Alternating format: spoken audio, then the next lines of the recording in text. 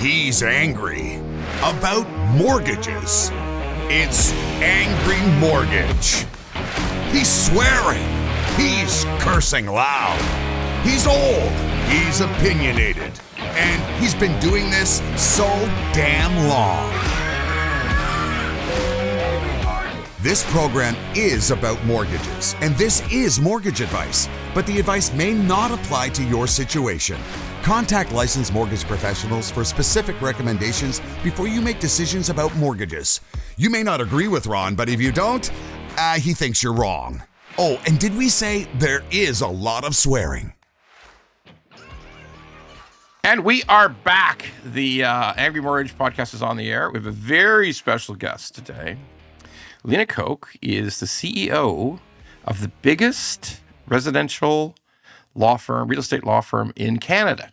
Okay, so now, but that doesn't mean everywhere in Canada, because no disrespect to Manitoba, no disrespect to Winnipeg, but there might not be enough deals there. I mean, I'm just going to say it, but maybe someday you will be there. So we'll go back in the podcast and erase that later. Okay, so the biggest, the most transactions, the most fundings in real estate. Like obviously, there's huge commercial stuff and all that, but in just for what everybody's doing in residential, if you're buying and selling a home, Axess Law is the biggest in the country. That's it, because you're in Quebec now. We are. That's been a tightly guarded secret, but not anymore, I guess. Not anymore. No, yes, anymore. We are, and it's been fun because you know what?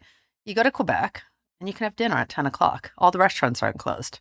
Nice. I mean, it's. Oh, wait a second. Not if you're in Montreal. Yeah. Are you in Montreal? Yeah, we is are. That Montreal? Yeah, we are. So if you're in Montreal, you can basically walk 2 blocks, and there'll be a restaurant that'll knock your socks off. Yeah, when you're the finished. food is It's good fantastic. everywhere. Yeah, everywhere. Yes. Everywhere it's good. Yeah, and they're like, oh, it's just normal. I love Montreal. Well, it's just an average place. This is fantastic. I mean, I got to say this.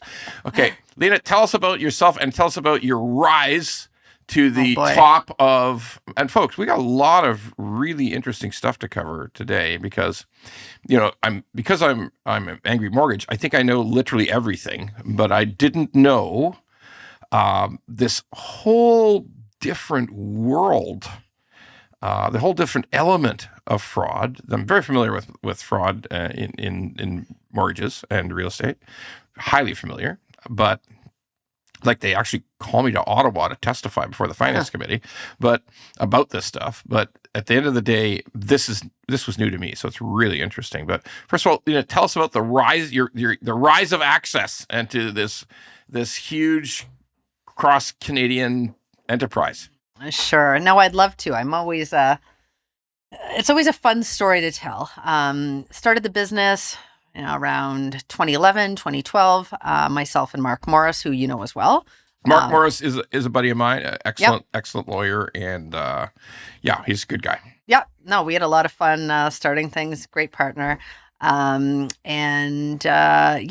to grow. I ended up taking over the business, I think, in 2018. And he's gone on to do a whole bunch of other really exciting things that I'm super jealous of. Super stuff, yeah. And yes, we started in Ontario, and we were a little bit more of a full service firm at the time. We were trying to figure out, what areas of law do we want to focus on? Typically, it was solicitor business, business law, wills and estates.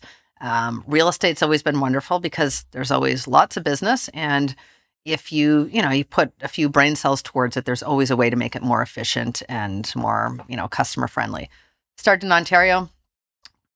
Quite soon thereafter, we realized, a lot of our clients have needs in some of the other provinces. Mm-hmm. BC was a big one for us, just population, lots of people with homes, lots of people who want to put mortgages on.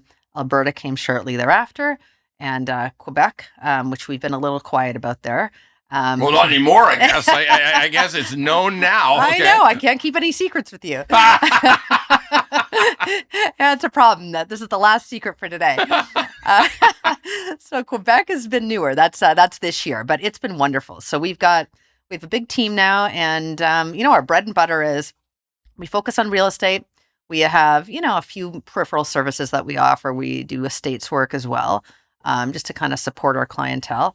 And it's been fun. The idea is, when Mark and I started years ago, we just looked at this industry, and I had many reasons to be, connected with real estate lawyers. I was doing deals. I was, I had my fingers in a couple of different pots. And, no disrespect to any of the real estate lawyers out there, but I just felt like it could have been easier. I'm going to get in trouble for that, aren't I? Easier, faster, cheaper,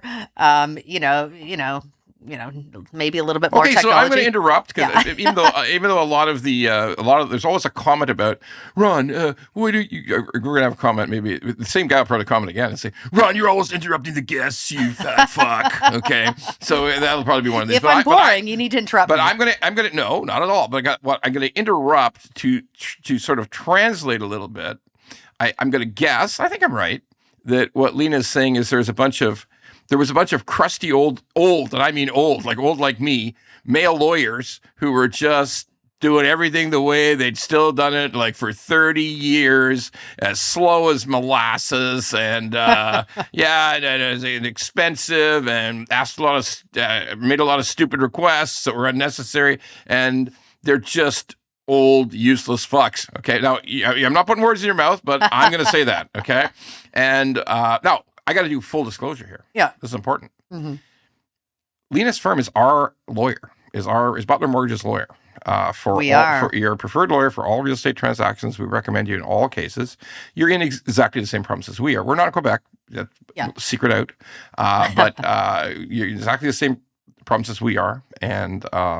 We've used it's years now, right? It's years we've used absolutely. I get to talk to Ron very often on the phone. Or listen. I listen to some him people often.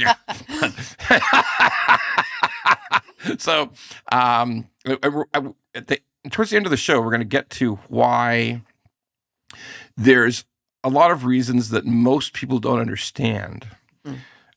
By the way, it makes sense. Like, everybody doesn't have to be an expert on everything. Like I keep trying to tell everybody, like, look, if the faucets doesn't work, like, just get a plumber in here. And then somebody will come up and say, well, I fixed a lot of those in my day. And I say, no, go back to doing mortgages and we'll just get this fixed by a professional. So I'm a big believer in, if people are good at what they do, you let them do it. But full disclosure, Lena does as much of our clients' real estate work as possible. Obviously not all, but and the results have been very, very good. Okay, I say that not to just promote their firm, but because I am critical of the operations of law firms. And you are.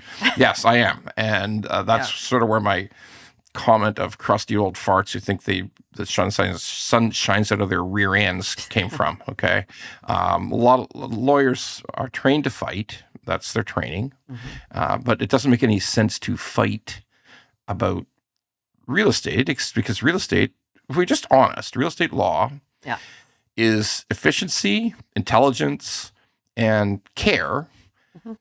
But no one's going to court. No, it's a bit of collaboration. Yeah, exactly. Stop fighting and get the deal done. That's exactly right. That's what to do. All right, sorry, I interrupted you. No, go ahead. It was a meaningful interruption because Lena's never going to say crusty old farts wasting my time. Okay, so that's fine. I might think it, but yeah. There you go. All right, and it's just blossomed from there. Yeah, it's been great. It's been fun. We have an awesome team, and honestly, I get to wake up and do something I like at least 72% of the time. And then there's the other 28 of sheer hell. Okay. Exactly. Yeah, you're right. Exactly. It's not. There's one thing about closing house purchases and closing mortgages. There's a lot of similarities on every file. Yeah. But at least 50% of the time, there is fuckery. There is some odd thing that crops up. There's some undischarged mortgage. There's some, did they even register this right? Or, there is just something, or you just, the lender isn't accepting this document or the lender isn't, it is what it is. It's an endless, is it fair to say it's an endless grind?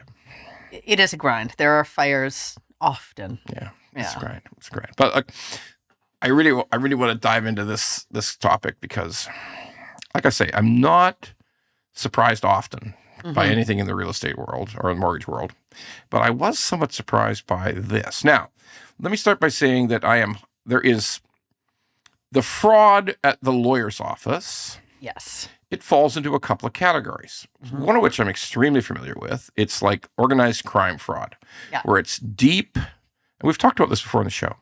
It's deep, intelligent mob. It's all mob, mostly Russian mob. Okay, they're never going to come and kill me because they know that everybody knows, but that's fine. Mostly Russian mob with beautiful identity theft. I mean, they're very sophisticated. Very sophisticated. Yeah. Okay, and they create a whole straw person to put a mortgage on a house or to assume title of a house. Oh yeah, and then we've seen it all. But it's hardcore crime. It's like once the proceeds get wired somewhere. Yeah. They disappear. Everybody disappears. People go back out of the country. They're gone, and there's a string of them all at once. I think that's fair to say too. Absolutely. There's like a big 3-week, 4-week blast of them. Yeah. And then everybody disappears. But millions and millions of dollars are gone, and we've got to unravel the title problems. Now, by the way, there's been so much of this go on in Ontario that there's a fairly cut and dried, not totally cheap and not totally easy, but a fairly cut and dried remedy, right? Like, you can fix this once you've established this crime. Oh, absolutely. Yeah. It's happened a lot over the years. A lot. Yeah. Okay. So that's the crime I'm familiar with, you're familiar with, and we've talked about on the show. But wait, there is, and I'll sink into it by saying, and I'm going to let Lena explain it, but we're going to talk for a minute about the girlfriend fraud. The girlfriend for wife fraud, okay? Which is I'm used to. Not done it, damn it. No, stop it. No, never did it, okay? But I'm going to let Lena talk about the mysterious wife who's not really a wife and is interestingly younger than the guy who comes in. And it's interesting because we were talking about this earlier, and, we have girlfriend fraud. But in all these years, I've never seen boyfriend fraud. Exactly. What? Exactly. Like, I've heard about the girlfriend get in trouble fraud. For that? No, you're not, because that's exactly true. Why is there no boyfriend? Like, there's always a lawyer who's calling me saying from either from Lena's office or from over the years. I've been doing this for 30 years, and a lawyer's called me and said, "Hey, I don't think this woman's his wife." But I've never ever had a lawyer call me and say, "Hey, I don't think she's really.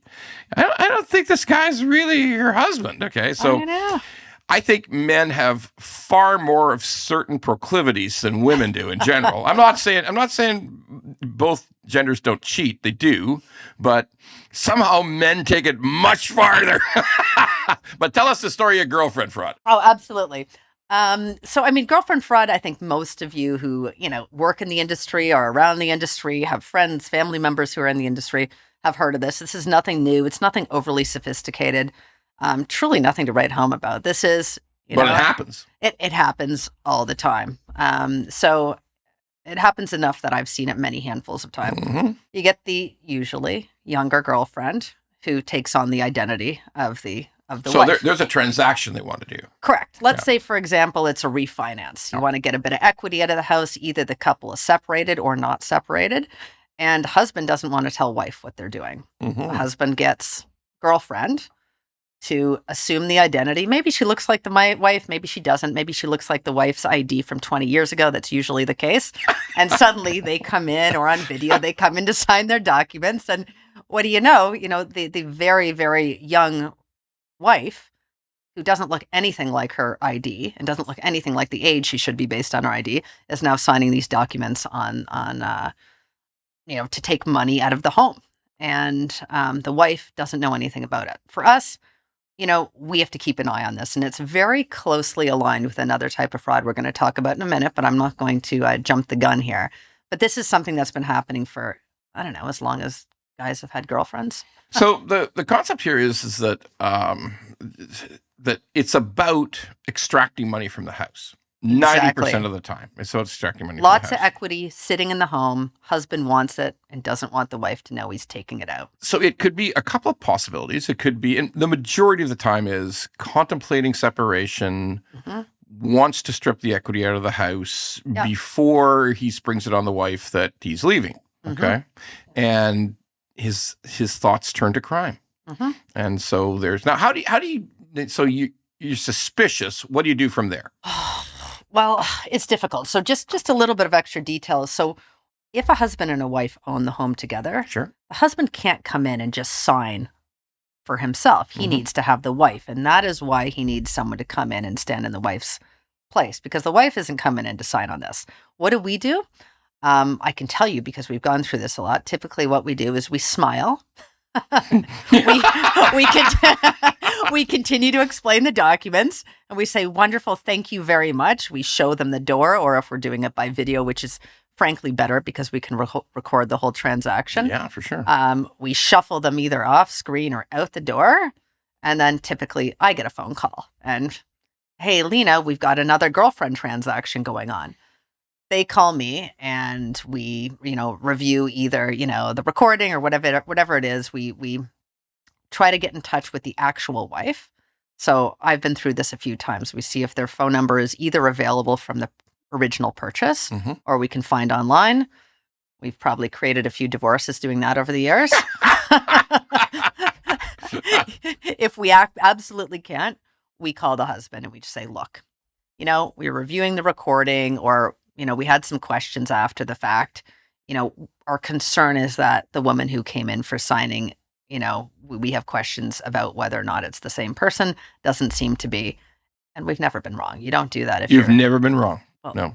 Look, you don't do that unless you're really sure. And I will tell you, can I be a little bit sexist on this? You Is this can, okay? absolutely. So women notice, in general, a lot of things. You get a woman in that room and they will 100% in 2 seconds be able to tell if the girlfriend's the wife. They are going to figure it out down to the type of nail polish they're wearing, the wrinkles, did they have Botox? They're going to be able to figure out in 2 seconds.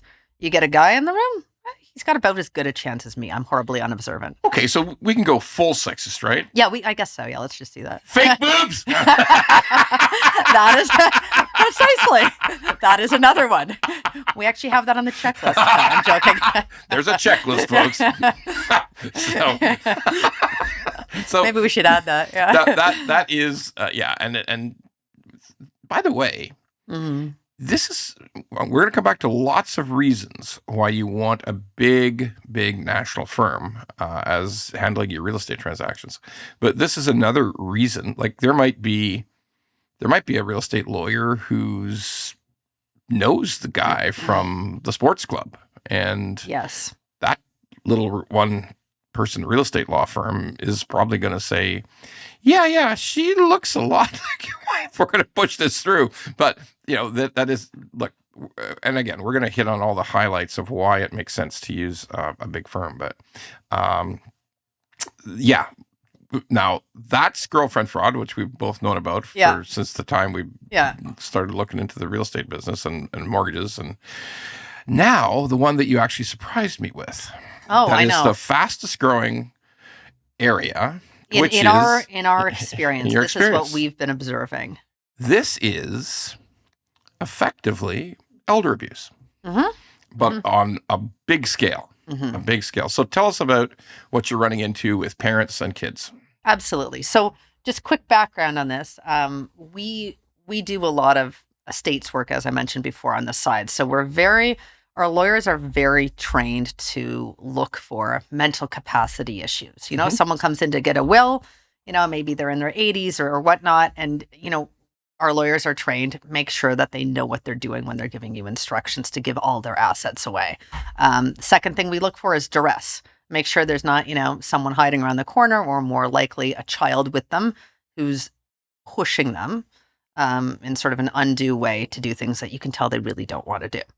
So what we've been seeing a lot, and this is I probably saw this the first time, I don't know, maybe 10 years ago, you'd see a handful of these things happen, but I've been seeing it more and more. And I think there are a few reasons for that, right? We're kind of living in this perfect storm of values of homes have gone up and up and up for as long as, I think I bought my first house at 30 and it's been a couple of years since then. The value's gone up. The value has gone up. So they've been going up. And, the equity in a lot of these homes, particularly for older people, because they aren't, taking out a million mortgages usually, you've got parents who are sitting on these homes that are worth a lot of money, and they've got a bunch of equity sitting there because they may have a small mortgage or they may have no mortgage at all. Most of these people are baby boomers. So we're talking about a big group of people. Then There's a huge cohort. Massive cohort. In Ontario. Yeah, they're still living in their homes. The homes are worth, 50 times what they bought them for 30 years ago. And then you have kids, and let's face it, the economy right now is a bit challenging. Interest rates are up. People are having a hard time, paying their bills and whatnot, and there's a squeeze. So what we've been seeing happen is, you get kids coming in, and they're, the main one is kids coming in and impersonating their parents. Whoa. Okay. So I got to think about this for a second. So, we talked about it, but I got to nail this down. So we've got people, I guess the ages would probably drift into the 70s, but even past that, right? Oh, absolutely. That's the homeowner. We live long now, Ron. Yeah, we live long. Yeah. I'm not going to live long, but I'm still here. But we got the homeowner is 75 and up. Oh yeah, I mean it could start in the 60s, right? And I'm going to guess that quite often there's not two of them, right? No, usually one's passed. Yeah, one's passed. Maybe they're single, but usually one's passed already. Yeah. Okay. Yeah. So they're in their 70s. Kid could be in his 50s, right? Absolutely. That's really what we're talking about. We're talking about very much 40s, 50s. We're not 40s, talking about 50s, people in their 20s usually. Yeah. But you're telling me that someone's coming in who's 52 pretending to be 78 and he wants to execute a transaction. Oh, absolutely. It's amazing what you can do with clothes and, a little facial hair or a little this or that. Or we've seen wigs, we've seen makeup jobs, we've seen it all. You have no idea. Men dressed as women, women dressed as men. No. And by the way, that's no offense to our trans community. Yeah. That as well. So, whoa. But seriously, there's men dressed as women and 100%. Women dressed as men trying to pretend to be the parent who owns the home. If you were at our firm, I could show you photos right now that would knock your socks off. Oh, my God. Yeah. So... Wow. Okay. That part I did not know. I did not. The drag element I was not familiar with. Okay. You can send your letters if you want. It's fine. You're in trouble now. Okay. So we and you're right. It should grow because these parents who are in their 70s, they were probably extremely conservative. They didn't remodel the home 25 times. They paid down their mortgage. They paid their mortgage off or just almost off, and maybe they have a home equity line of credit. Yeah. And they got a ton of equity. Yeah. But their 52-year-old son, he's been running the pre-construction condo crapshoot for a while now. Yeah. Okay, and he's in trouble. Yeah. And he knows and. Is it fair to say the real crisis here is he's trying to ace out other siblings, right? Is that the reality? I'm saying he, but it could be anybody. No, 100%. So there's two types, but that is absolutely one type of it. Do you want me to start with that one? Please do. Okay, so type number one that we see is exactly what you're talking about. And it could be for any number of reasons. One, I'm greedy, so I'm going to get in there. And maybe they came in before and tried to get mom to do a will and, make them the sole beneficiary of the estate. And guess what? The lawyers caught them or whatever, or mom didn't want to do a will or she figured it out. And this kid has decided, well, I should get the house. So what they do is they come in and they try to do, a title transfer. So they want to transfer the ownership of the home from the parent to the kid. Now they might think, hey, my siblings overseas, my brother's been in Dubai for the last 15 years, got a great job, raking in money. I've been sitting here helping mom. I deserve this. Mom doesn't think I deserve this. But I'm entitled. I'm entitled. So they come in and guess what? They have access to mom's ID. They have access to all the information you need to get a mortgage, which you know as well as I do. And they have access to everything they would need to pretend to be mom. All they have to do is try to come off as someone who's 25 years older than they are. So, to break it down, but by the way, Lena's we see this in our own practice all the time. Lena's incredibly right. 75-year-olds who've lost their spouse, own this home, they have trouble with technology. Yeah. They have concerns about keeping track of everything. And they will absolutely come to trust the closest geographic, in many cases, the closest geographic child to assist them in all things. And as if you're involved in this, you'll realize that a big part of that is putting the child on your bank account. Exactly. Huge part and that's of it. key. That's key for this particular kind of fraud. To work, yeah. I mean, it makes so much sense. But and by the way, that's incredibly common, particularly in some communities. Much more common in some communities than others. Like, old white bastards like me don't want to give my kid access to Sweet FA, and like I'm that guy, okay? And my wife doesn't trust me, so then like she's not giving any access to anybody either. But there's other communities where that's absolutely not true. There's many communities where this relationship between parents and children is incredibly connected. Yeah. And once one of those parents passes, there's a child who typically becomes extremely involved in the affairs of the parent. Yeah, absolutely. And as you pointed out, other brother still never left Manila. Yeah. One brother is out in Dubai. One brother, And so the natural belief is the child who's here says, they're adults. 50s, 40s. It belongs to me, really. Like, it really belongs to me. Yeah, convince themselves. It belongs to me. So what happens next? So in this case, they come in, so in this case, they're not getting a mortgage. In this case, they're just trying to transfer ownership over. They come in, they've got all the right documents. And I mean, I can tell you from our perspective, we go above and beyond. So we're checking, ID against Equifax reports, against, online bank signings, all these things. Guess what? It can get through that because they have all of mom's information. They can sign into their online bank account. The ID that was presented to us matches all of the details on the Equifax report. There's no red flags on that level. So then we have to use the slightly less technologically sophisticated level, and we just have to use our human brains, which, like, a lot of us have forgotten how to use as efficiently anymore. But we have to meet with them and, and just try to get a sense of, does this person look like they're 20 years older than they are? Do they look like who they're supposed to be? Are they acting weird? Are they fidgeting? Try to pull out the red flags. Does it make sense? So one of the things that we do all the time, and this is obviously important for things like reverse mortgages too, is ask, you're, whatever, 75 years old, why are you transferring ownership to your child? I mean, we don't ask it in an interrogatory way, but we ask that. And if they're not ready for an answer, they don't have a good answer, it's a red flag.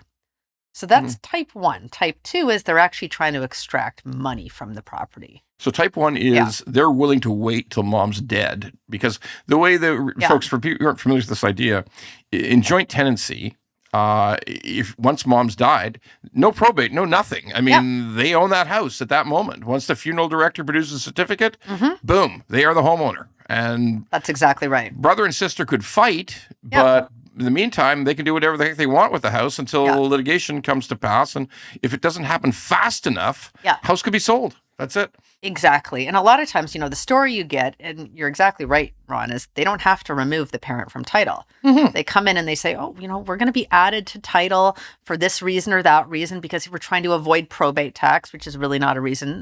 Lots of pitfalls there. But, add me to title. As soon as you're on as joint tenants, exactly as Ron said, that house is never going through the will. Nope. It's never going to hit the estate whatsoever. You're not dealing with estate litigation. You're dealing with something totally different. And now all of a sudden, mom passes away. That house is mine. Mine. That's it. Boom. Bada bing, bada boom. So sorry, I interrupted you. So this is extracting money from mom's house. So let's talk about that. Okay. Type 2, extracting money. This is what would come across, the mortgage brokers here. It would come across their desks more often is, I'm going to pretend I'm mom or dad. I'm just going to say mom because we tend to see it with a lot of women. I'm sure it happens with a lot of men as well. I'm going to put a mortgage on. I'm going to pretend I'm my mom. I'm going to get the proceeds of the mortgage sent to mom's bank account. But guess what? I have access to it. She doesn't even know how to check online banking. Her bank book is from the 80s still. She has no idea what's going on. By the way, for everybody who doesn't know what a bank book is, God, did I just date myself? there was actually something that you would hand to the customer service rep. She'd plug it into a machine and it would stamp little story of what your transactions were on. I know everybody's saying, "Shut up! Nobody does that. No, we don't even know what you're talking about. We don't want to know." So I always have to think about that when I'm on the podcast because there's some bank book. What? Yeah. Looks like a little passport. Yeah, it's like, and it was like, yeah, exactly. That's what it looked like. Yeah. It falls in the same category as a rotary phone, which you're totally unfamiliar with too. So a cassette tape. Yeah. A cassette tape. Gee, you're good at this too. You're good at this too. Okay, yeah. I'm older than you, so I go all the way back to 8 tracks. Yeah, that's true. Which literally no one knows what that is. So that's fine. Now that everyone knows how young we are. So she wants the money out of the house. Yeah, so she wants the money out of the house. So kid goes to the bank, money's put in the bank, takes the money out of the account, sends it to their own account or whatever they want to do with it. Because at that point, they have free reign. They do. Often it's a joint bank account. So that's an interesting thing to look at is, whether you can send funds to a joint bank account. I'm not going to get all academic on you, but there are certain things we do. That's one of the red flags for us. Gotcha. So that is big. So we've got, look, husband and wife is a different one, but we are seeing a lot, parent and child. So the parent and child stuff is the growth industry in fraud. Think about the economic bubble that we're in right now. It's perfect. Prices are up. Equity is up. It's hard times, aging demographic. It's a no-brainer. And those parents never refinanced the mortgage, never grew the mortgage. The house is probably free and clear. Totally. And there's just equity galore. Yeah. And that's more than they would ever spend in their lifetime. So the kid convinces themselves that they deserve it. We actually have run into this stuff, but not as we kill it earlier. Because I think most mortgage brokers have been faced with this. Like it's somebody, I got a power of attorney, and mom is good with me taking money out of the house, and so that's another element that. But that doesn't work anymore, right? There's nobody getting equity out of a house with power of attorney. It's okay. So not a lot, but so first of all, it has to be okay with the lender, which you're already aware of. A lot of lenders are like, will not. Hell no. No. If you run across a lender that is okay with it, as a lawyer, our job is to say, thank you very much. You want to use a power of attorney? It can't be a self-made power of attorney. You now have to put me in touch with the lawyer who drafted this power of attorney. I've got to call this lawyer. I have to talk to this lawyer. I have to get in writing from this lawyer who drafted the power of attorney that they did it along with, them reviewing their notes to make sure it was legit. So is that a perfect fail-safe? No, but it's better than just saying thank you for your will kit, power of attorney that you just printed off, right? That ChatGPT just wrote for you. So talk a little bit about the competency issues there, because sometimes there will be there'll be kids who are trying to force mom into this joint signing over the joint use of the house, joint title of the house. Yeah. So look, capacity. You were talking about mental capacity, right?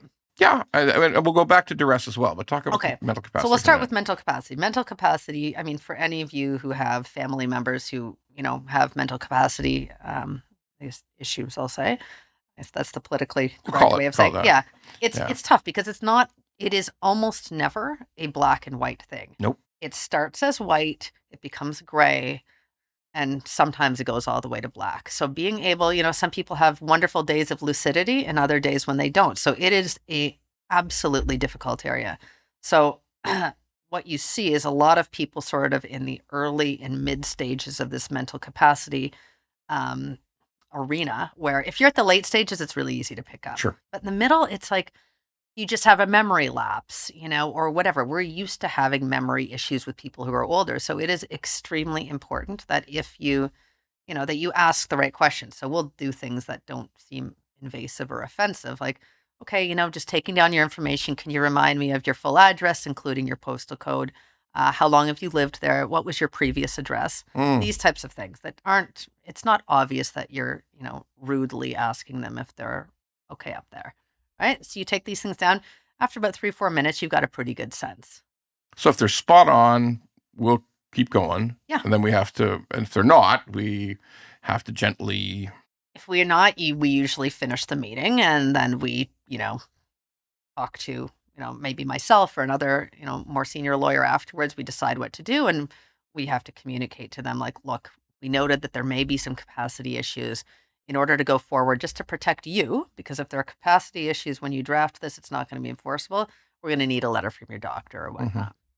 It's tough, though. It's tough. It's hard. It's sad. There's another important element to this, too, that I want to bring up, but because we've had very old people who are incredibly frail And we've thought about when there's, a family member looking to get, because sometimes these people need care and care is not free. Yeah. And they do need some money out of the house. Yeah.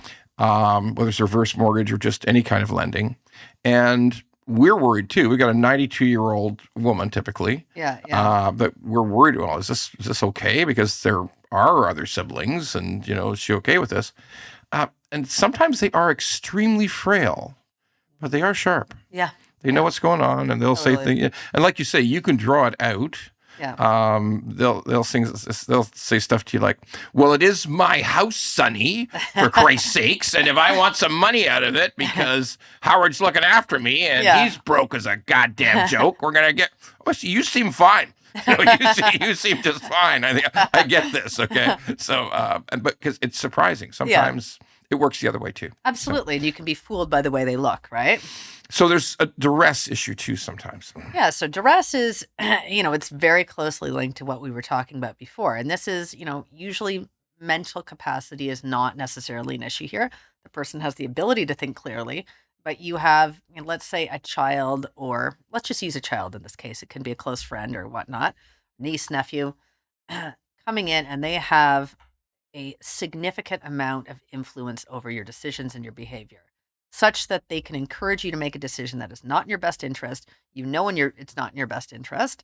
And either you don't feel comfortable saying no, or you've lost the ability to say no because this person has exerted influence over many other areas of life. Right. So usually what we do is, you analyze what is the transaction that's happening here and who is it benefiting. And that's usually why we ask, why are you doing this in a nice professional way? Because if right off the hop, it seems like, hey, there's no possible advantage. It doesn't make sense. It's not the scenario you're talking about, which happens all the time. Person needs money out of their home. They need a reverse mortgage, but it's something that doesn't make sense.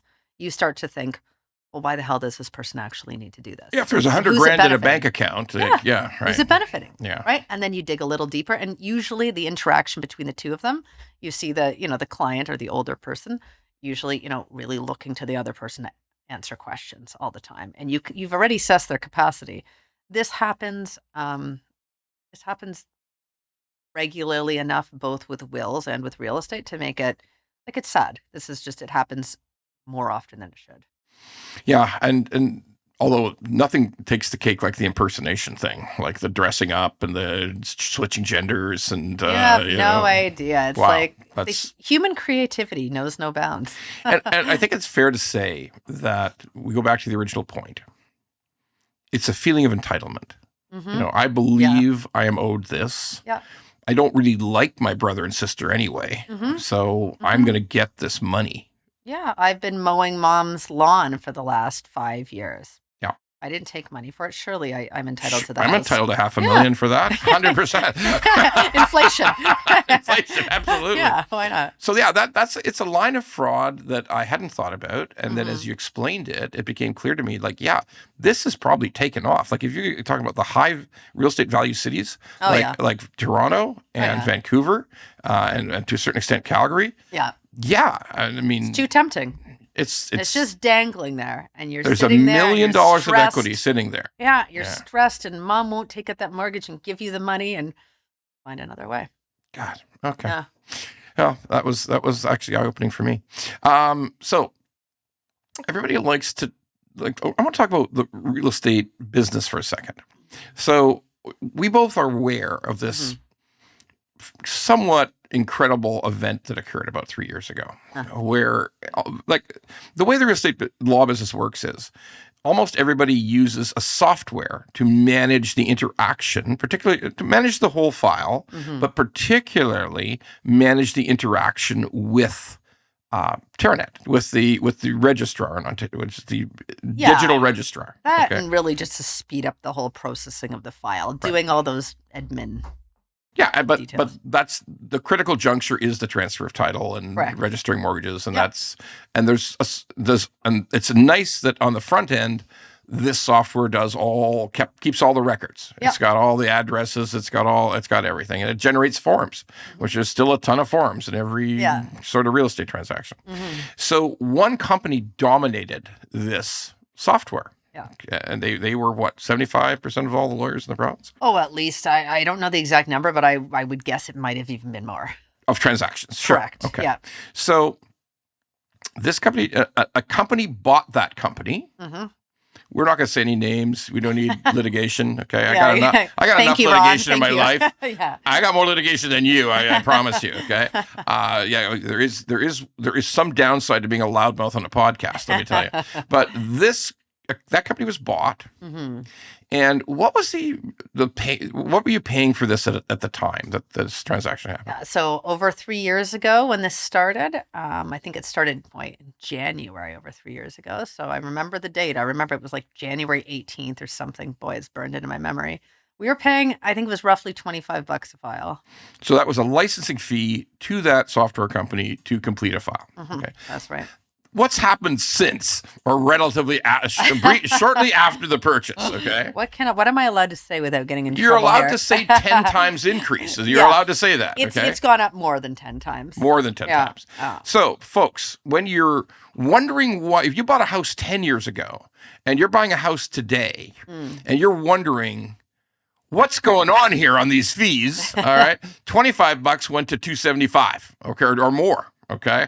And that's one company did this. So I don't want to hammer it home too hard because, once again, no need for litigation, but yeah, that was a shocker. And then we've subsequently had, over the course of the last 5 years, the growth in all sorts of fraud, particularly criminal fraud, has punched up the cost of title insurance. Absolutely. Talked about title insurance before on the show. It's designed to protect mostly it's really important to the lender to know that they've got everything. They don't have to worry about a wrong survey. They don't have to worry about, or even a wrong identity. Yeah. There's lots of stuff covered under it. There's a benefit to the homeowner as well, to title insurance. But because of the fraud and the claims, that price has gone through the roof. Like any type of insurance, it has to, right? If your exposure goes up, your premium has to go up. And the values went up so much. Yeah. You think about what a value of a house was 15 years ago versus today. That too.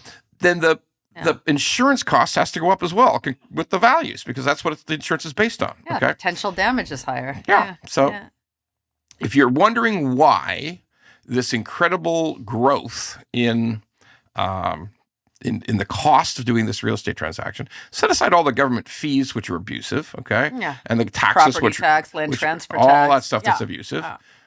These are part of these are increases that are above any lawyer's control. They're nothing to do with their control.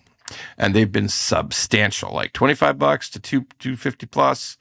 Yeah. Big. That's big. Yeah, these are like government level increases. Yeah, the 1,000% increase in development fees. Yeah, that's right. And you're not going to get anything of value. Yeah, Now, I'm not saying that about the software. I don't want to get in trouble. No, you're treading on the troubled waters there. All right, so finally, I wanted to close on something that you and I have to be involved with, but know when a borrower or a seller or a buyer in real estate are dealing with us, this is something they sort of think about, but don't know about the deep background. So we're going to talk about the difference between dealing with large, for instance, in my case, with a large employee-based mortgage company, and in Lena's case, a large, like the largest, residential real estate transactor, is cybersecurity. Okay. Yeah. So everybody thinks and talks a lot about cybersecurity, but cybersecurity is much, much more than people really think it is today. So I'll give you my quick example, and then Lena will talk about her situation. We have elaborate cybersecurity. Now, some people will say, "Oh, well, we're not sure about your app." Okay, well, let me explain something to everybody. These apps, the apps that we use to acquire client information, are extremely secure. These are massive companies that we license from. They are very secure. But here's where the difference is. We spend a shit ton. Is that a quantifiable amount? I'm not sure. I'd like to think so. I like to think it's accurate, but we spend a shit ton on the most advanced kind of cybersecurity, firewalls, everything else. And most interestingly, we end up having to, at a significant cost, have to take on programs that educate every employee about phishing, about all the types of cyber scams that exist, because the biggest cyber scams infiltrate email, infiltrate employee email, infiltrate customer email. So if you don't have elaborate training, by the way, this elaborate, 3 times a week, 180 seconds, because there's a new scam that comes out so regularly, and we're paying for that testing, paying for those. We're paying to train the employee 3 times a week on the newest scam that's coming in. And where I want to differentiate what we do versus others is, I'm sure big brokerage companies have great firewalls and security systems like we do, but they don't have employees. Like a few of us do, like we do. Rate Hub does. True North does, and a few others. Nesto does. There's several others. Rocket. But there's a lot of big brokerages with hundreds and hundreds of agents. Those agents work in their basement. That's Irving working in his basement, or that's Sheila working in their basement. And because they're individual contractors, they're not taking any kind of 3 times a week warnings about the newest phishing scam. They don't have a firewall. What's a firewall? Okay, what the hell is a firewall? So yes, the data from the application is secure, but everything else is not secure. Okay, like what's phishing with a PH? I thought I saw that on True Crime. They like everybody in Lena's office and my office can tell you chapter and verse about every single kind of email fraud that attempts to get into your email, how to recognize it, what to pay attention to, here are the warning signs, and constantly update it. But there's many companies where that's not happening. Yeah. And I'll throw it over to you. I think remember those crusty old lawyers we talked about at the very beginning of the show? Yes. I don't think those people working above a nail salon, they got their office above a nail salon in Scarborough. I know those guys, yeah. And they've got the one assistant, the one law clerk who's, she still smokes in the office sometimes, folks. The one with the perm. The one with the perm, and the spandex pants, and, but I'm being mean, I'm sorry, but we've seen them, and they're in the business for 30, 40 years, and they're okay lawyers, but they don't, what's a firewall? Okay, what is a firewall? And what do you mean phishing with a PH? I don't know what you're talking about, okay? So talk about that on your side, because you spend a ton of money. Oh my God, yeah. I've seen, and what's interesting about this is I've seen such a difference over the years. When we started this years ago, we thought we were like cutting edge, security conscious. We had like, probably in today's terms, a very basic firewall. I got to learn what a switch was. Like, what the hell is a switch? Like, like a light switch. But no, we have like a big full security team now all day long. Same stuff you do. You're sent educational resources. We're constantly sent emails. Look out for this scam. Look out. People are sending DocuSign scams now. People are sending, this is how you report phishing. It is all day, every day. And what is interesting? I think that we're probably, I'm very happy with where we are. We spend a ton of time and money on it, but what we can't protect are our clients' emails. So what we've been seeing is we can be as safe as we want on our side, but let's say I'm corresponding, and this kind of goes back to your whole app conversation earlier where, people are uploading things to an app. It's a great idea because when you start sending things through email, you have no idea what the heck is going on the other side. So what we're seeing is, we might have to communicate with a client by email. The client's email gets hacked. Somebody sees an email coming from our law firm. It has our firm name on the bottom. It has our signature. It has photos of our staff. They will replicate this. Wow. The person who hacks in, and they'll start to send emails to the client and say things like, hey, looking forward to our closing next Friday and the $567,000 mortgage you're going to be taking out. Or the sale proceeds. By the way, send me all your money to this trust account now.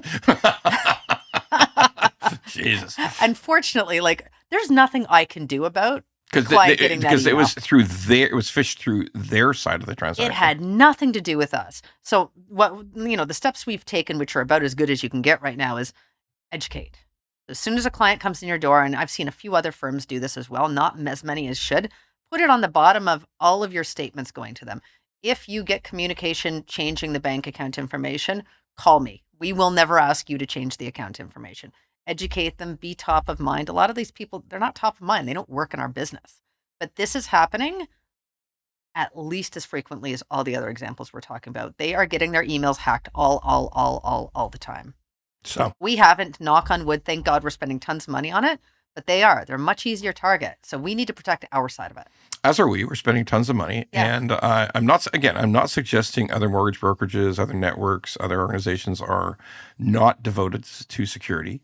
But what I'm saying is when you're dealing with subcontracted agents, subcontracted mortgage brokers who are working entirely on their own, and they're going to spend what they want to spend. They're not going to. There's no corporation enforcing anything on. You can't. They're commissioned subcontractors, so you can do your best, but it's not always perfect. I'm not. But what I am, the message I'm trying to get out is, there is a benefit to using a law firm that is large in scope, 100 employees, biggest law firm. Sounds like I'm pitching Access I don't mind. Law, Keep going, but Ron. Keep going. But the reality is there are advantages. We like to say, mortgage brokers like to say, I have a great relationship with this lawyer. And they're very good at customer service. They're very good at, okay, fine. They probably are. You probably do have a good relationship, but I would much rather know that I've got high security, high attention to detail, and people who have seen everything so they can catch everything. And that's not true of a lawyer who just has a good relationship with the mortgage broker or the real estate agent. Okay. And the thing is, they don't have to be mutually exclusive. No. You can still have a great relationship with one of the lawyers, and that's what we do. I mean, you work with the same lawyer every time, and you get to call and yell at me whenever you want to, too. So, but the real consideration here is, in a large organization, particularly in the real estate law business, you have people who can bring resources into play that are going to protect your transaction and consistently do the right thing and execute. So have to. That's how it works. And listen, it flew by. Lena, thank you. Pleasure. Thank you for having me. I'd never thought about the crazy family stuff until today. This is just part one. I've got so many stories. Oh my God. Anyway, thank you so much. Lena Koke, Axess Law, Angry Mortgage. We're out.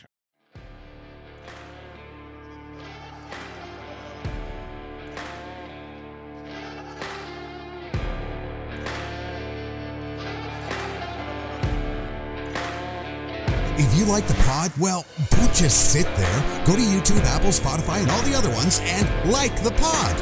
And don't forget to subscribe so we can keep being angry at mortgages and swearing about mortgages. Angry Mortgage could use your support.